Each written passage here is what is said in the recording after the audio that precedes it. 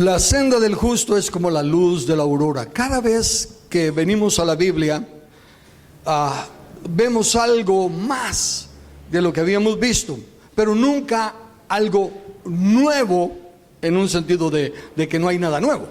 Ya todo está ahí, simplemente como que se quitara otra hojita y se nos revelara un poquito más. Y quiero comenzar haciendo esta declaración. Dios, la Biblia, mejor dicho, es la revelación de Dios, pero solo vamos a entender lo que está escrito. ¿Qué pasó antes de que Dios creara a Adán? No se sabe. Son especulaciones y he oído diferentes de ellas en los años que llevo en el Señor. ¿Y qué va a pasar después de que Cristo retorne y venga al trono, el juicio del trono blanco? Tampoco lo sabemos, ¿verdad? Nosotros no seremos juzgados en cuanto a cuánto sabemos de lo que ocurrido antes de la creación. Todavía no estamos allí, ¿ok? Esto va a salir ahí. No seremos juzgados en cuanto cuánto sabemos de lo ocurrido antes de la creación, ni de lo que ocurrirá después del juicio ante el trono blanco. Nosotros seremos evaluados y juzgados conforme a cómo cumplimos o no cumplimos lo que sí está explícitamente e implícitamente revelado en la Biblia. Es decir, desde Adán hasta el reino de Dios establecido en la tierra. Eso es lo que nos concierne. Ocupémonos en eso, enfoquémonos en eso. Hubo gigantes antes de Adán, hubo una creación preadámica, el diablo vino a la tierra y saber, no vamos a ser juzgados por eso, ¿verdad? Y luego nos vamos a ir al cielo y vamos a tener nuestra nube biónica y vamos a tocar arpa por los cielos. No, a saber. No tenemos que preocuparnos de eso. ¿Qué dice la Biblia para nosotros hoy? Por lo tanto, tenemos que ir aprendiendo más y más de lo mismo que hemos venido predicando. El mensaje no puede cambiar porque es un solo mensaje. En otros lugares dicen, no, es que hay que ser creativo, ¿verdad? Hay que ser innovativo. Tal vez la forma pueda variar, pero el mensaje nunca puede variar. El mensaje solo se puede expandir y aclarar y añadirle detalles. Y uno de ellos, por eso fue que le pedía al grupo que cantaran Dios de pactos, es porque vamos a hablar del pacto. Y permítame poner en pantalla la primera parte. Dice, Dios de pactos, que guardas tus promesas. Es un Dios fiel a sus promesas. Que cumples tu palabra, que guías mi destino. Esa es una declaración tremenda. Y lo lindo del caso, seguramente el autor, inspirado por el Espíritu Santo, lo puso así, es que la siguiente parte es como una consecuencia de esto. Si Dios hace eso, si Dios guarda su promesa, cumple su palabra y guía mi destino, entonces la segunda parte, por favor, de ella sale, ¿verdad? Dios de pactos. Entonces yo confío en tus promesas, yo descanso en tu palabra y por tu gracia es que estoy aquí. Tremendo mensaje, con un pequeñito desliz, chiquitico. Pero ¿qué pasa con los pequeñitos deslices? ¿Verdad? Con el tiempo se van haciendo grandes. Está en el título del canto y en ese coro, Dios de pactos. Y no me extrañaría, no voy a preguntar, no voy a poner a nadie en problema, que se preguntara cuántos creen que Dios es de pactos, en plural me dijeran que sí. Y ese es el pequeño desliz. Dios no es Dios de pactos.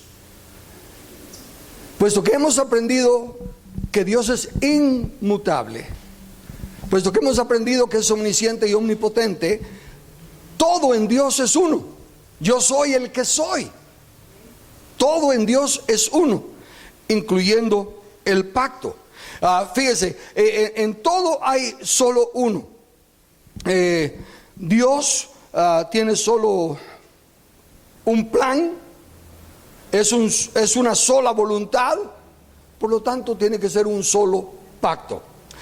Pacto en el original significa alianza, compromiso. Esas son las dos palabras en las cuales el original se traduce al español. La primera mención de esta palabra es Génesis 6:18. Dice así: mas estableceré mi pacto contigo, y entrarás en el arca tú, tus hijos, tu mujer y las mujeres de tus hijos contigo. Lo primero que quiero llamar su atención es a que un pacto tiene que ser entre dos o más partes, dos o más personas. No se puede hacer un pacto consigo mismo, ¿verdad? Entonces, sin embargo, noten la fraseología: puesto que un pacto, para que exista esa alianza, debe haber un compromiso de las dos o más personas que entran en pacto o hacen un pacto. Queda completamente claro que no puede haber un pacto entre Dios y los hombres, por la sencilla razón de que el hombre no tiene absolutamente nada que ofrecer a Dios. En el pacto, se recuerdan las ilustraciones de que en un corredor se ponían animales sacrificados de un lado y animales sacrificados del otro, abiertos para que su sangre estuviera allí. Y las personas que entraban en pacto, uno entraba por un lado y el otro por el otro, caminaban hacia el centro, y en el centro hacían el pacto del compromiso, la alianza de la entrega total de lo que yo tengo a mi disposición, y de la entrega total del otro a su disposición, y a la vez de las maldiciones que caerían sobre el que rompa el pacto, lo que se representaba en esa sangre partida allí. Entonces, por eso Dios desde un principio le dice a Noé: estableceré contigo mi pacto. No dice nuestro pacto, no dice haremos pacto, dice haré pacto. Es mi pacto. Ahora, es importante que veamos el juego de lo plural y lo singular.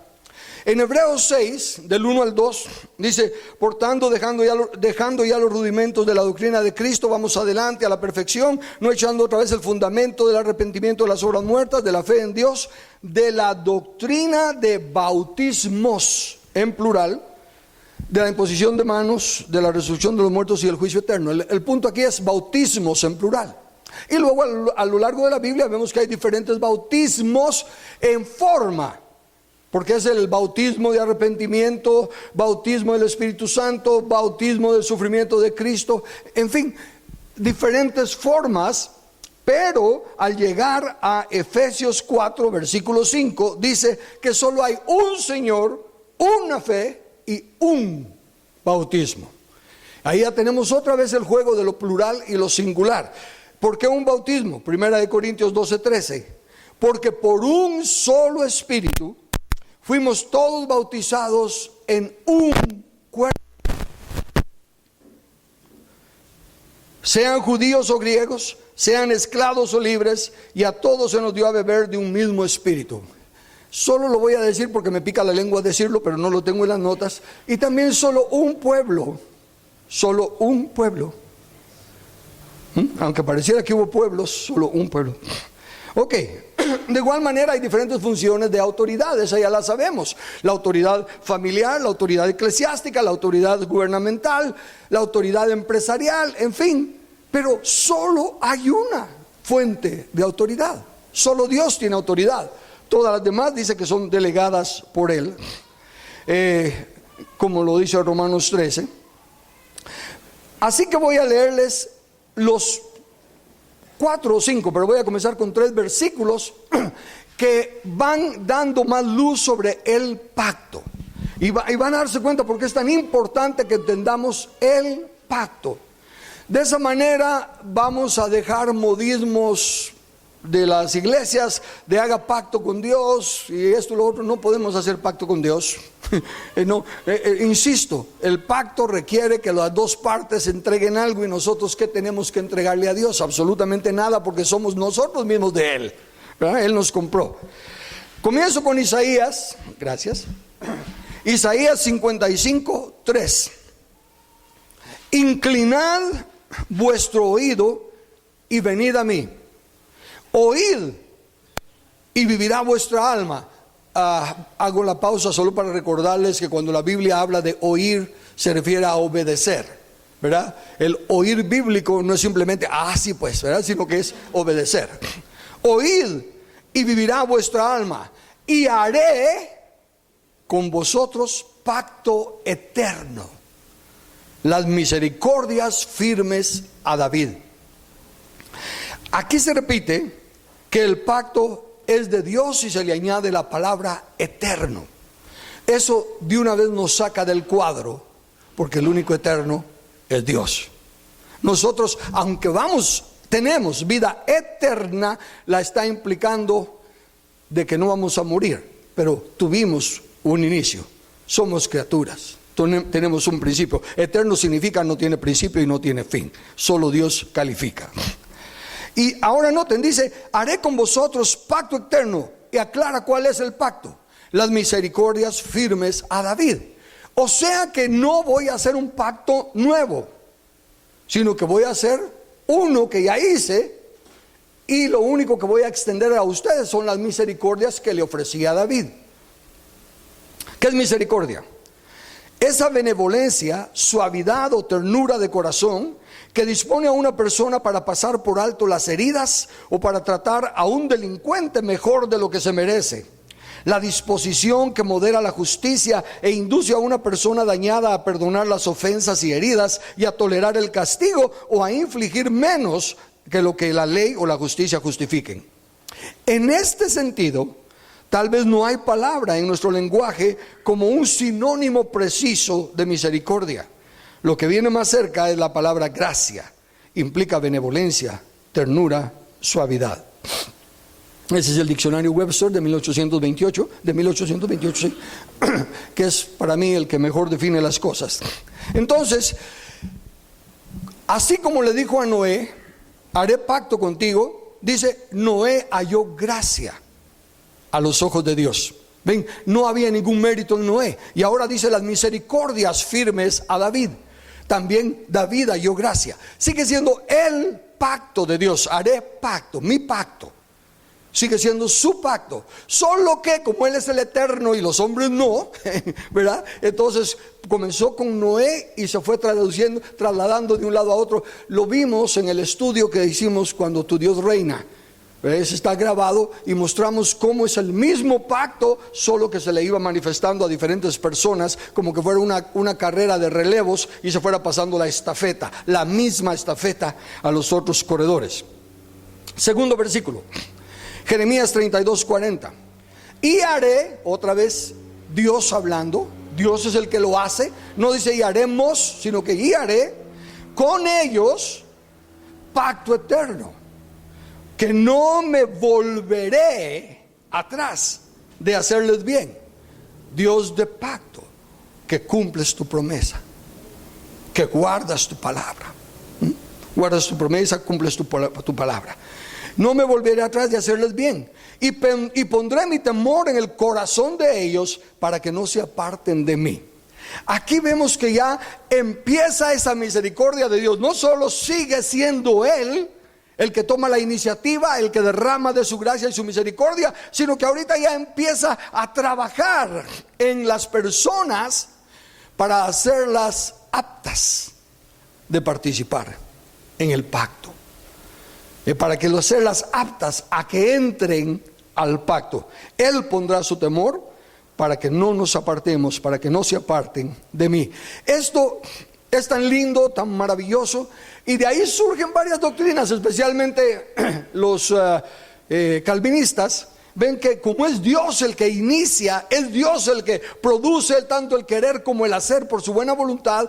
Ahí es donde presentan la soberanía de Dios, en la cual yo creo 100%, pero ellos lo llevan a un extremo, para mí, para ellos no, de que es como que prácticamente el hombre no tiene nada que escoger. Usan un término que le llama gracia irresistible, pero de todos modos no me satisface a mí. Les digo por qué, de una vez para que no quede duda.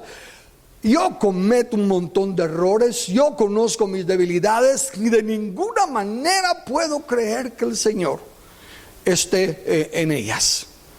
De ninguna manera me voy a excusar con que me manipularon, me engañaron. No, el responsable soy yo. Y para ser yo el responsable implica que tengo libre albedrío. Si no, no sería responsable para mí. Entonces ya va el proceso. Primero, Noé halló gracia, a David le ofreció las misericordias, ahora aquí en Jeremías dice que les ayudará, les pondrá su temor en su corazón para que no se aparten de él. Luego llegamos a Jeremías 50, versículo 5. Preguntarán por el camino de Sión. Entre paréntesis, Sión simbólicamente se refiere a la Jerusalén celestial. Por eso es que hace diferencia entre Jerusalén y Sión en el Antiguo Testamento. Preguntarán por el camino de Sión, hacia donde volverán sus rostros, diciendo: venid y juntémonos a Jehová con pacto eterno, que jamás se ponga en olvido. Aquí ya vemos que la gracia de Dios está obrando en el hombre, en el corazón del hombre. Ya empieza a ser atraído, ya empieza a darse cuenta la fidelidad de Dios, ya empieza a darse cuenta que obviamente si Él es el creador del universo, ¿cómo no va a poder organizar mi vida? ¿Cómo no va a tener un plan para mí? Y lo que yo necesito es alinearme con Él para entrar en su pacto, hacer pacto eterno que jamás se ponga en olvido. Y noten que dice juntémonos. La palabra juntémonos, la primera vez que se menciona es en Génesis 2:24. Dice: por tanto dejará el hombre a su padre y a su madre y se unirá, se juntará a su mujer y serán una sola carne. Ahí, como nos damos cuenta en Génesis, el acto de unirse, el acto de juntarse, es una decisión del hombre al unirse y juntarse a su esposa, a su mujer, y ser una sola carne. Entonces aquí ya empezamos a ver que la luz está iluminando el entendimiento de las personas y están voluntariamente reconociendo su necesidad de acercarse a Dios. Pero como dije, hasta aquí eso no aclara que el hombre pueda entrar en pacto con Dios, porque a pesar de toda esa gracia y toda esa misericordia de Dios, sigue siendo Dios. El hombre no tiene nada todavía que ofrecerle. Bueno, dije todavía, no debe haber dicho todavía, porque nunca va a tener nada que ofrecerle. Dios es Dios. Él será el Señor, Él será el Dios, el Creador por siempre. Y por mucho que nosotros seamos edificados, por mucho que lleguemos a la medida del varón perfecto, nunca llegaremos a ni siquiera pensar en ser dioses. Aquí empieza a ponerse lo lindo para mí, en mi estudio, cuando estaba meditando en esto. Hebreos 13:20. Y el Dios de paz, que resucitó de los muertos a nuestro Señor Jesucristo, el gran pastor de las ovejas, por la sangre del pacto eterno. Pudiera ser simbólico, pero todo lo que nosotros tenemos en simbolismo dice que tiene una realidad y una esencia. Así como el tabernáculo que se le dijo a Moisés: hazlo todo conforme al diseño que se te mostró, ¿verdad? Y luego dice que entró Jesús en el tabernáculo no hecho de manos, con su sangre. Entonces ya aquí, cuando nos dice que la sangre del pacto eterno, empieza a darnos más elementos de que el pacto no puede ser con Dios y los hombres, porque aún la sangre del pacto es eterna. ¿Y cómo se puede hacer eso? El texto clave, Isaías 42, versículos 6 y 7.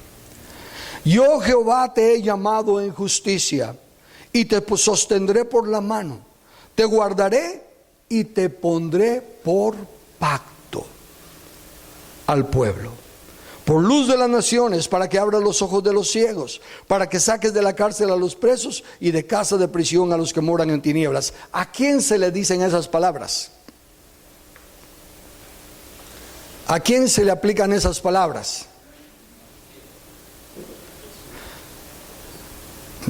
Te he puesto por luz de las naciones, para que abras los ojos de los ciegos, para que saques de la cárcel a los presos y de casas de prisión a los que moran en tinieblas. El Espíritu del Señor está sobre mí, porque me ha enviado a... Entonces esas palabras es una profecía de Jesús, del Cristo, el Hijo de Dios que es dado.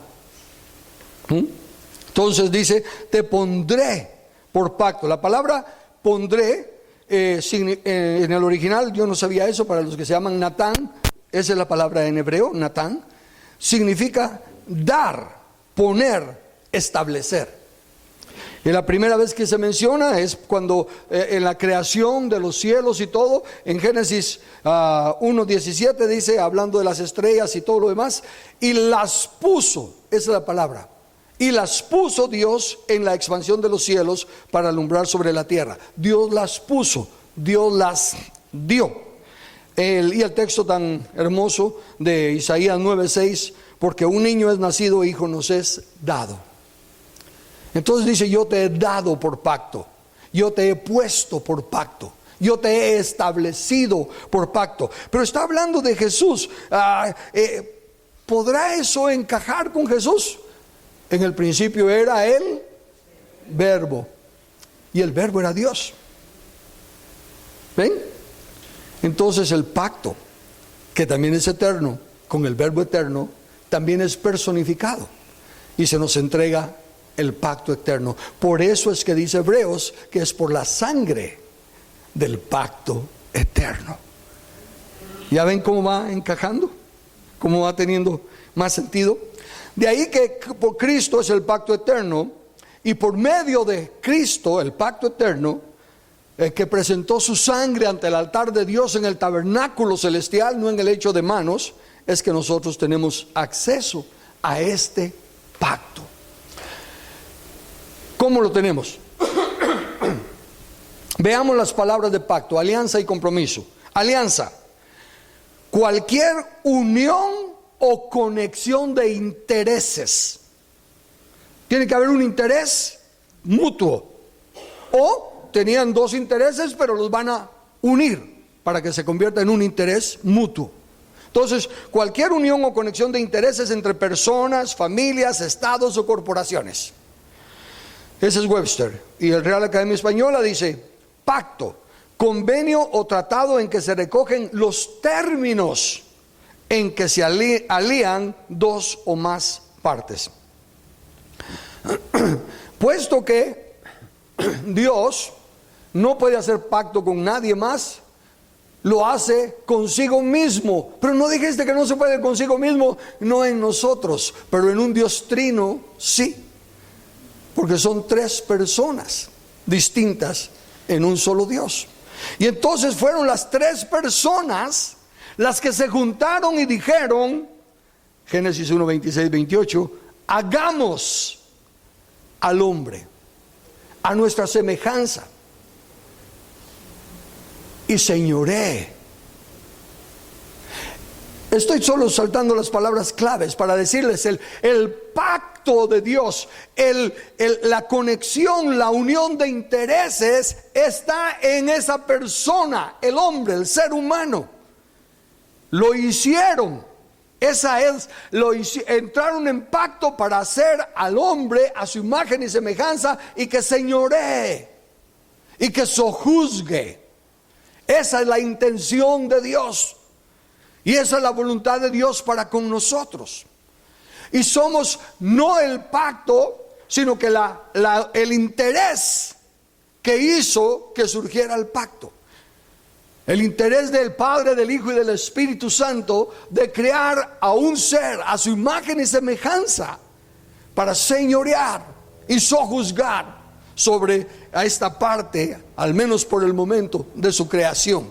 Y como dije al principio, eso es lo único que nos interesa a nosotros.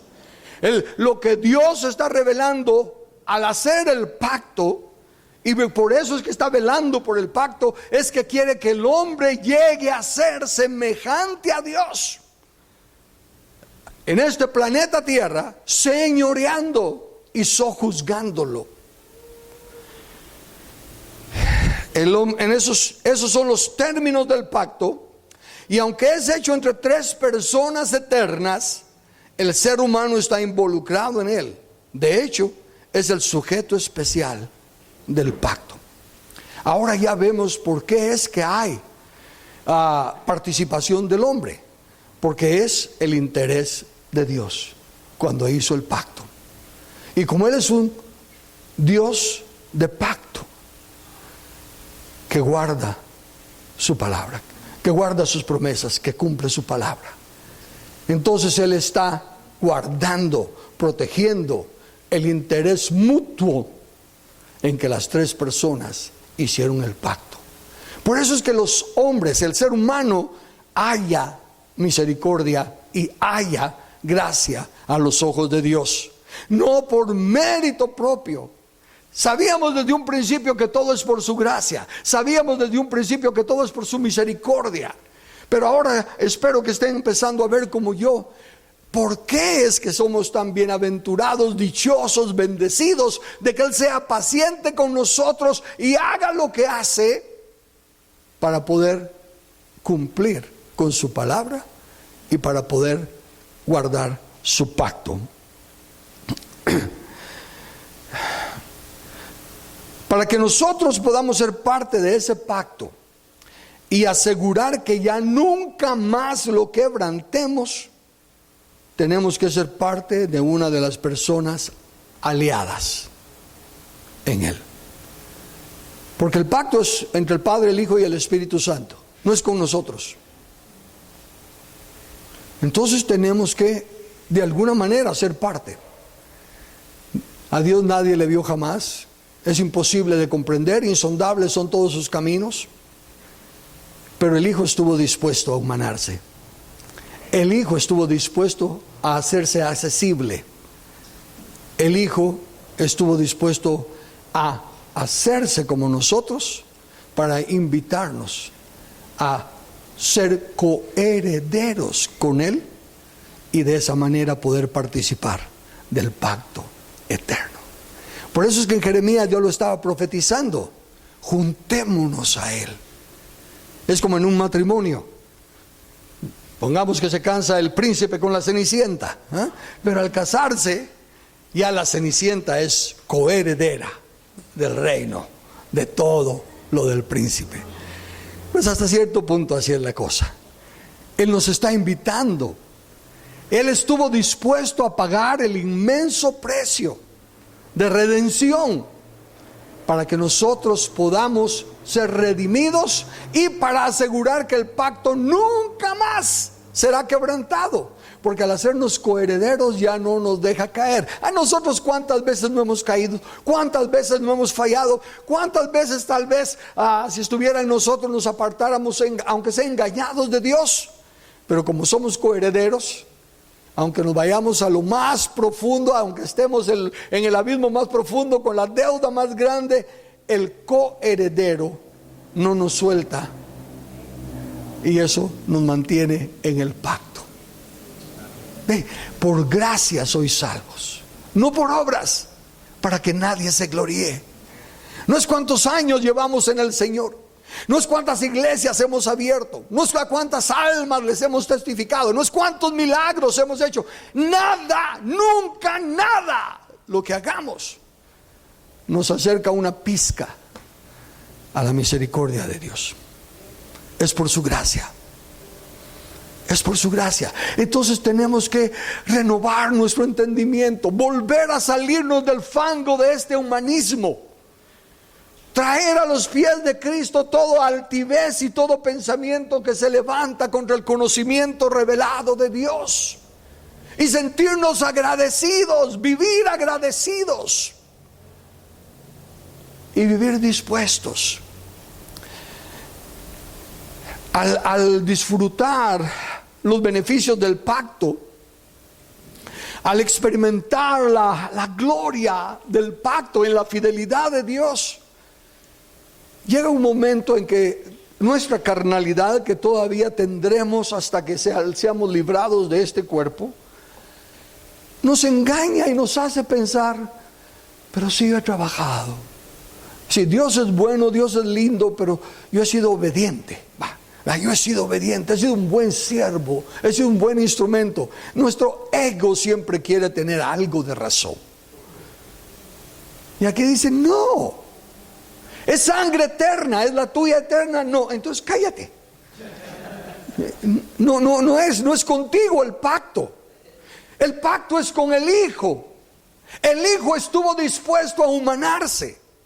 El Hijo estuvo dispuesto a la experiencia más terrible, más horrible que hasta quizá Él por un momento no había considerado: la separación del Padre. Él se jactaba durante toda su vida de decir: todos me van a dejar, pero yo no estoy solo, el Padre está conmigo. Yo soy el Hijo amado en el cual Él tiene complacencia, como nos explicaba William en el estudio de la mañana. Pero en ese momento que tomó mi lugar, que tomó nuestro lugar, fue donde: Dios mío, ¿por qué me has desamparado? Nosotros somos muy chillones: es que me siento solo, es que no me entienden. No, eso no lo podemos decir. Eso no lo podemos decir. Mira, lo podemos decir y lo repetimos, pero no tiene validez ni sentido. Porque Él no miente. Él cumple su promesa. Él guarda su palabra. Y Él dice: no, yo estaré con vosotros todos los días, hasta el fin del mundo. Y cuando empezamos a entender que lo que está hablando es no que ya me lo dio a mí, ya Carlos es el coheredero. No.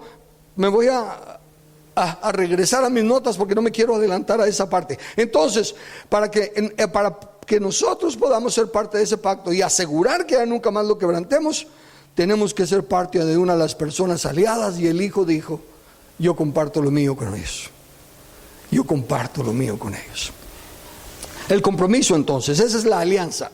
El compromiso: cualquier cosa dada o considerada como una garantía para el desempeño de un acto. El interés mutuo es el mejor compromiso para el desempeño de los tratados. Ese es Webster. Y el Real Academia Española: el compromiso es una obligación contraída, una palabra dada o empeñada. Fíjese, como una garantía, ahí entra la tercera persona, que el Espíritu Santo nos fue dado como arras, como garantía. Entonces el Padre entra en pacto con el Hijo y el Espíritu Santo da la garantía de que estamos en el Hijo, que somos parte del pacto. Ya podemos entender mejor la declaración de Pablo en Efesios capítulo 1, versículos 3 al 6.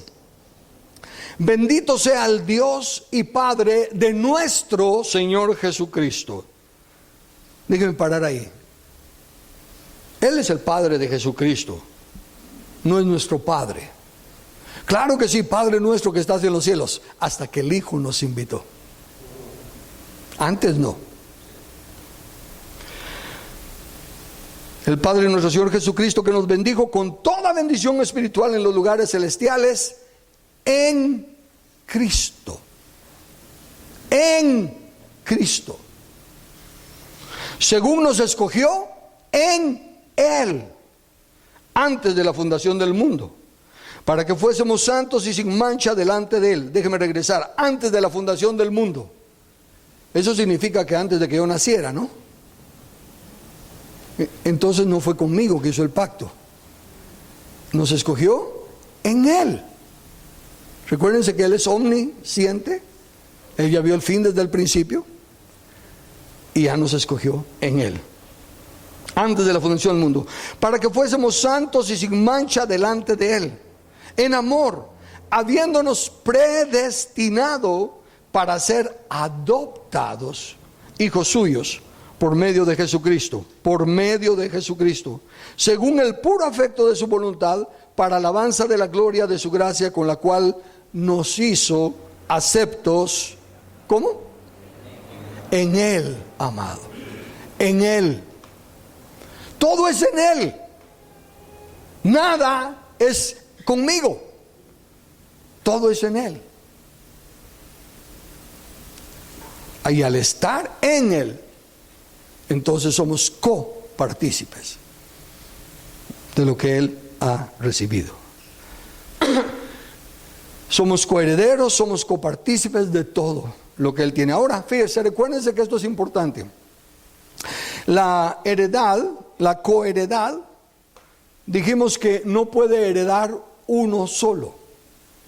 Tienen que heredar los dos. Así como el pacto está garantizado en que ya no nos apartamos, porque Él nunca falla, Él nunca se aparta. También es cierto que no podemos heredar si Él no firma el cheque. Lleva 2 firmas. Y de plano Él no va a darnos nuestra herencia mientras no seamos siervos fieles y diligentes. Decía hoy en la mañana una pequeña aportación en el estudio que aún los padres biológicos no dan heredad a sus hijos rebeldes, desobedientes. Y Él, que puso las reglas del juego, las cumple. Entonces no nos da heredad si no somos hijos obedientes.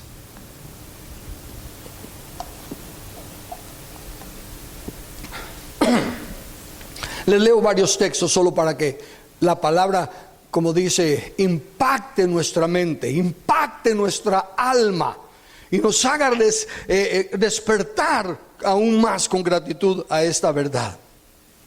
Es así como al aceptar los términos de Jesús llegamos a ser coherederos y copartícipes con Él, pero tenemos que permanecer en los términos. Hechos 17:28.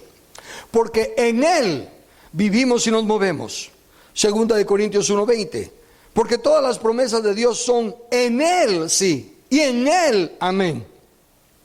Al que no conoció pecado, por nosotros lo hizo pecado, 5:21, para que nosotros fuésemos hechos justicia de Dios en Él. Efesios 1:11 y 13. En Él asimismo tuvimos herencia, habiendo sido predestinados, ya leí ese, me lo salto, Filipenses 3:9. Y ser hallados en Él, no teniendo mi propia justicia, que es por la ley, sino por la que es por la fe de Cristo. Colosenses 2:10. Y vosotros estáis completos en Él. No estamos completos porque ya somos cristianos, porque ya somos bautizados en el Espíritu Santo, porque ya echamos fuera demonios, porque hablamos en lenguas, porque hacemos milagros. No, somos completos en Él. Si no estamos en Él, no somos completos. En Él también fuiste circuncidados, con una circuncisión no hecha a mano, al echar de vosotros el cuerpo pecaminoso carnal. Primera de Tesalonicenses 4:14. Porque si creemos que Jesús murió y resucitó, así también traerá Dios con Jesús a los que durmieron en Él. Todos esos textos hablan del elemento alianza. Al estar aliados en Él, entonces disfrutamos de todos los beneficios. Pero dije el compromiso. ¿Cuál es el compromiso? Primera de Juan 2, versículos 6 y 28. El que dice que permanece en Él debe andar como Él anduvo. Debe. No es cuestión de gustos, como decía también William hoy en la mañana. Es un mandamiento, es un requisito, es una condición del pacto. Jesús entró en pacto con el Padre y Él no lo va nunca a quebrantar. Ese pacto es eterno.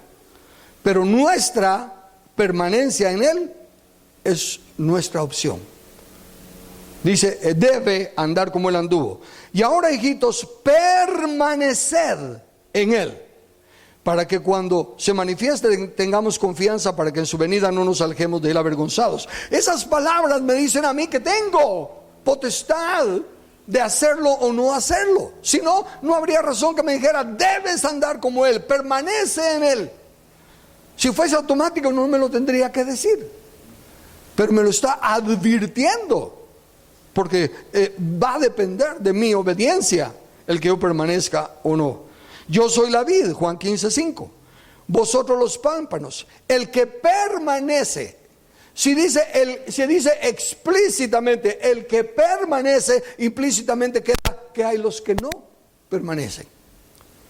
El que permanece en mí y yo en él, este lleva mucho fruto, porque separados de mí nada podéis hacer. ¿Por qué nada podéis hacer? Porque el pacto es eterno, es entre 3 seres eternos y solo en Él podemos tener parte del pacto. Fuera de Él no podemos hacer nada. Juan 8:31-32 dijo entonces Jesús a los judíos que habían creído en Él: si vosotros permanecéis. Si es condicional. Una vez más, si es condicional implica que se puede no permanecer. Si vosotros permaneciereis en mi palabra, seréis verdaderamente mis discípulos y conoceréis la verdad, y la verdad os hará libres. Entonces, en el pacto de Dios, la conexión que nos une es un solo interés: cumplir la comisión de Dios y ser copartícipes en establecer su reino en la tierra. Venga tu reino, sea hecha tu voluntad, como en el cielo, aquí en la tierra. A propósito, ahí le cambian la letra a ese canto, porque están diciendo como en la tierra también en el cielo, no, y es como en el cielo también en la tierra. ¿Okay? Esa voluntad aquí en la tierra como es hecha en el cielo. Los términos que forman el compromiso, la esencia de la alianza es el interés mutuo que tienen el Padre, el Hijo y el Espíritu Santo en esa creación especial suya del hombre, para que sea el que señoree y sojuzgue. Con ese entendimiento, para mí, cobra más sentido Gálatas 3:16. Ahora bien, a Abraham fueron hechas las promesas y a su simiente. No dice y a las simientes como si hablase de muchos, sino como de uno, y a tu simiente, la cual es Cristo. Todas las promesas de pacto, de bendición, de salvación, de todo lo que se nos ocurra ver en el Antiguo Testamento, no fueron hechas a Abraham, no fueron hechas a Israel, no fueron hechas a ningún ser humano. El pacto eterno era con Cristo. Pero todo tenía que ir gradualmente, porque estaba en vasijas de barro, como ahorita mismo. Dios no está fallando en su propósito eterno. La tierra será llena del conocimiento de Dios como las aguas cubren el mar. Y nosotros meramente somos parte. ¿Qué parte? ¿Somos la parte del cumplimiento, donde ya lo vamos a ver? ¿O somos un vínculo todavía en la cadena, en los eslabones del propósito de Dios? Dios no está fuera de su propósito.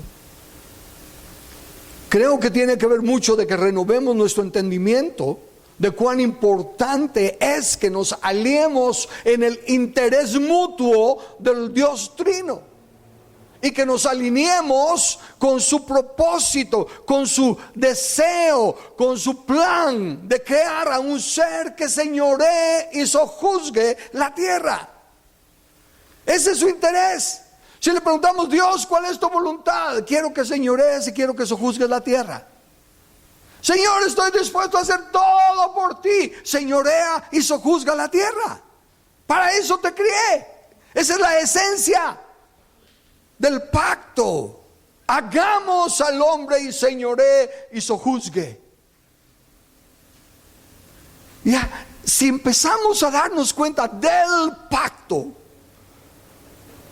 entenderemos que todo este proceso de restauración que estamos pasando es para regresarnos, porque como toda restauración, al diseño original. El diseño original de ser una criatura especial. La única criatura, hasta donde nosotros sabemos en lo que nos enseña la Biblia, que tiene la imagen del Creador, la semejanza del Creador.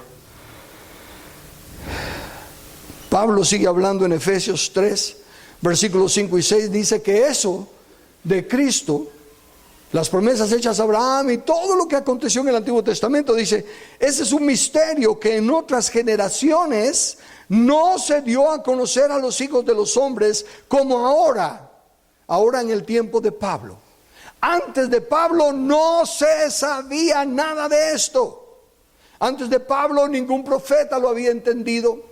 Antes de Pablo nadie lo había enseñado, porque la promesa era en Cristo. Fue hasta que Cristo vino. ¿Se recuerdan en el texto que leí de que te pondré en futuro por pacto? O sea que no se había llegado a la manifestación del pacto antes. Por lo tanto, no hubo nación de Dios ni pueblo de Dios. Bien, dice mi pueblo, tú eres mi pueblo, sí. Pero porque había dicho A Israel se lo dijo: si guardares mi palabra, si cumplieres esto, seréis mi especial tesoro. Pero claramente dice a lo largo de la Biblia y de los profetas que no lo guardaron, así que nunca fueron su especial tesoro. Pero todo lo que se habla de Sión y de la Jerusalén celestial no se entendía que se refería a Cristo y su descendencia. Por eso es que se le aplica a la sombra, al tipo. Y prueba de ello es que los que siguen creyendo así están tratando de regresar a las sombras y al tipo. Quieren hacer otro edificio, otro templo, cuando Él ya ha dicho que no habita en templo hechos de manos, sino que Él es la casa de Dios. Entonces dice que no se dio a conocer a los hijos de los hombres como ahora es revelado a sus santos apóstoles y profetas por el Espíritu, que los gentiles son coherederos y miembros del mismo cuerpo. ¿Cuál cuerpo? ¿De cuántos cuerpos habla la Biblia? ¿Habla de algún cuerpo en el Antiguo Testamento en el sentido así de místico de ser parte de? No. En Corintios dijo: por un solo espíritu fuimos todos bautizados en un solo cuerpo. Y los gentiles, el secreto, el misterio es que los gentiles son partícipes del mismo cuerpo, porque somos en Cristo, no los gentiles en general, sino que los gentiles. ¿Por qué los gentiles? Porque la promesa no fue para Israel, fue para Cristo, y en Cristo está la promesa de ser partícipes del cuerpo, del mismo cuerpo, y copartícipes de la promesa en Cristo Jesús por medio del Evangelio. Entonces, ¿por qué la importancia que le estoy dando a esto? Porque si no entendemos tipos y sombras, podemos cometer el mismo error que Moisés. Hebreos 3, 1 y 2. Por tanto, hermanos santos, participantes del llamamiento celestial, considerad al apóstol y sumo sacerdote de nuestra profesión, Cristo Jesús, el cual fue fiel al que le constituyó, como también lo fue Moisés en toda la casa de Dios. Mire qué nivel de comparación está haciendo aquí con la fidelidad de Moisés. Como también lo fue Moisés en toda la casa de Dios. Y a pesar de esa fidelidad no entró a la tierra prometida. Y ya conocemos la historia. ¿Por qué no entró? Por una tontería, un pecadito que en comparación a todos los que le estaban perdonando a los demás y en todo lo que había aguantado Moisés, ¿qué de malo tenía darle varazos a la roca cuando Dios dijo que le hablara? Un pequeño error, una pequeña diferencia. Y si no conociéramos, si no tuviéramos la luz de la Biblia, diríamos: ala, hasta se viera injusto que dejó entrar a todos esos otros pecadorotes, y a Moisés, que le fue fiel y que aguantó tanto, solo porque le dio vara a una roca no lo dejó entrar. Pero con la revelación de la palabra nos dice Pablo en 1 Corintios 10:4: y todos bebieron de la misma bebida espiritual, porque bebían de la roca espiritual que los seguía, y la roca era Cristo. Al no conocer Moisés la sombra, el tipo sombra de la roca, que Cristo fue herido una sola vez, un sacrificio hizo perfecto para siempre a los santificados, entonces distorsionó el modelo, distorsionó el tipo, la sombra, y no santificó a Dios, y por eso no pudo entrar. ¿Qué tiene que ver eso con lo que estamos diciendo? Bueno, Jesús nos deja saber que van a haber ciertas personas que, como Moisés, van a hacer buenas cosas, sanar enfermos, echar fuera demonios, y Él les va a decir: nunca los conocí. Y lo mismo pudiera pasar con cualquiera de nosotros, que por ignorar un tipo de sombra, por ejemplo el matrimonio. Fíjense que el matrimonio es el único tipo que yo sepa, que yo entienda, no, eso es solo mi limitación, el único tipo que sigue vigente. El marido es cabeza de la mujer, como Cristo es cabeza de la iglesia. Para mí ese es el único tipo sombra que sigue vigente. Y al entenderlo, yo no quiero darle de varazos a la roca. Yo no quiero salirme de mi función, representante de Cristo en mi hogar. Quiero tratar a mi esposa como Cristo a la iglesia, porque no quiero que me diga: no me santificaste, no entras. Entonces, ¿cómo hacer? ¿Cómo podía Moisés evitar quebrantar un tipo de sombra del cual no sabía? Moisés no sabía que la roca era tipo de Cristo, pero de la misma forma que él,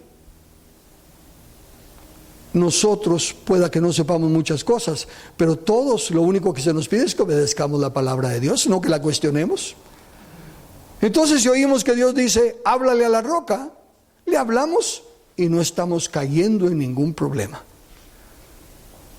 Si la Biblia dice que hagamos algo, lo hacemos. No empezamos a oír otras voces de que será para ahora, era de la ley o era del Antiguo Testamento. No, miren, yo prefiero pecar de tonto y cumplir hasta lo que no tengo que cumplir, y no por llevármela de inteligente y de sabio dejar de cumplir algo que me pueda estorbar de entrar. La unión o conexión o interés de Cristo no ha cambiado.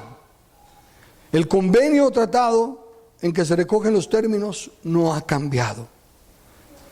Por lo tanto, el interés mutuo del Padre, del Hijo y del Espíritu Santo debiese ser el interés nuestro: establecer su reino en la tierra. No puede haber una meta más alta que esta. Eso fue lo que nos enseñó a orar: venga tu reino, sea hecha tu voluntad. Buscad primeramente el reino y su justicia. Oh hombre, Él te ha enseñado lo que es bueno y justo. ¿Y qué pide de ti? Que ames la justicia.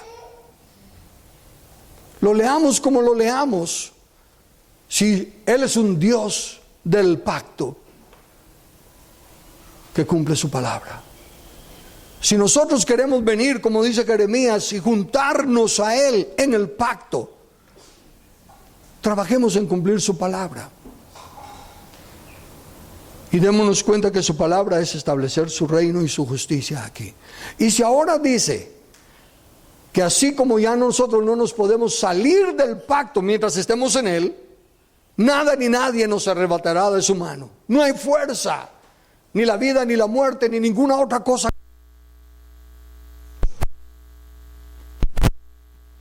El pacto es irrompible. ¿Qué acerca de? Él nos está diciendo claramente, ya me han oído, vuelvo a repetir, 7 veces repite explícitamente y varias que la única razón por la cual Él no es porque su iglesia no ha puesto a sus enemigos. No hay otra. Si Él es fiel a su palabra, no vendrá mientras los coherederos no hagan su parte. Bendito sea el Dios y Padre que ya nos bendijo con toda bendición, que ya puso a sus enemigos por estrado de sus pies, que ya hizo, consumado es, he acabado la obra, ya está hecho todo de parte del cosainas, del ¿qué? Coheredero. Pero este heredero no firma. Este heredero no hace su parte. De ahí que no somos nosotros los que estamos esperando por Cristo. Es Él que está esperando que nosotros seamos como Él en su pacto, que cumplamos nuestra promesa, que seamos fiel a nuestra palabra y pongamos a sus enemigos por estrado de sus pies. Es un glorioso mensaje, Dios del pacto, que guardas tus promesas, que cumples tu palabra, que guías mi destino. Por eso yo puedo confiar en tus promesas, descansar en tu palabra y entender que por tu gracia soy acepto en el amado, y que fui comprado para hacer tu voluntad. Venga tu reino, sea hecha tu voluntad. Como todo principio de mes, nos tomamos un tiempo, una pausa y celebrar un acto en memoria de Él. Normalmente decíamos que la última cena, la cual Jesús dijo que anhelaba grandemente cumplir, porque era la última Pascua, se acababa ya la cena de la Pascua, ya no más Pascuas, porque el Cordero estaba presente, el Cordero eterno. Y en su lugar el pan tomaba la simbología de su cuerpo y el vino la simbología de su sangre. ¿Qué tal si ahora, al meditar nosotros, porque dice que mientras comamos este pan y bebamos esta copa, la muerte del Señor anunciamos hasta que Él venga? ¿Qué tal si ahora meditamos que al comer este pan y beber esta copa, nos recordamos que Él no viene por causa de nosotros? ¿Qué tal si hacemos memoria de lo que Él dejó, de lo que Él se sacrificó y se entregó para hacernos parte del pacto, para que en Él fuésemos aceptos y tuviésemos herencia? Y ahora reconocemos que hasta cierto punto es Él esperando en nosotros para que en nuestra obediencia Él reciba su herencia. Y que empiece a cambiar nuestro entendimiento, que empiece a mostrarnos que el Evangelio es el Evangelio del reino, no el Evangelio de la prosperidad, no el Evangelio de sanidad, no el Evangelio de salvación, no tantas versiones del Evangelio que se han inventado, sino que el Evangelio del reino, y que el Rey ya está sentado en su trono, pero que anhela venir a su propiedad y reinar con los suyos.